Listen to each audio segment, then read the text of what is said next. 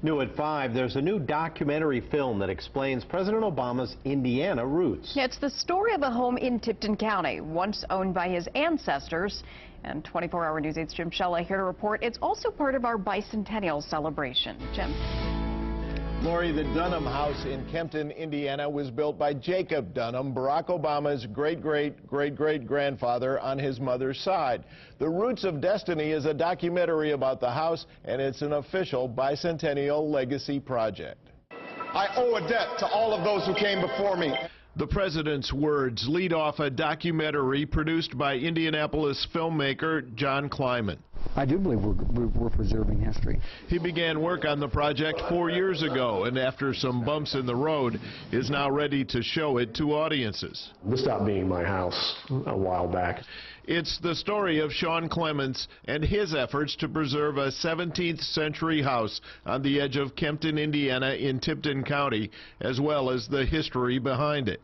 Clements purchased the Dunham house in 2003. Only later did he learn that it belonged to members of Barack Obama's family. It was a surprise to him, and I think that from the documentary, people are going to be surprised at the ancestral history of our president. I actually lived in this house as a youngster. Members of the Dunham family helped tell the story, a story given credibility when candidate Barack Obama, his wife and children visited in 2008. A 10-year renovation of this house is not yet complete, yet thousands of people tour it every year. Profits from the documentary will go to a foundation that grants college scholarships to Indiana students. I hope that the house can be an example of a reason why people should care about history and why they should preserve old buildings and old houses, because that is what tells the story of us. In no other country on earth is my story even possible.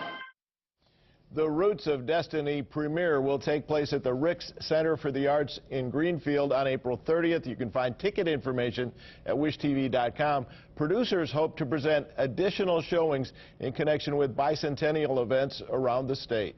Jim Shella, 24-hour News 8.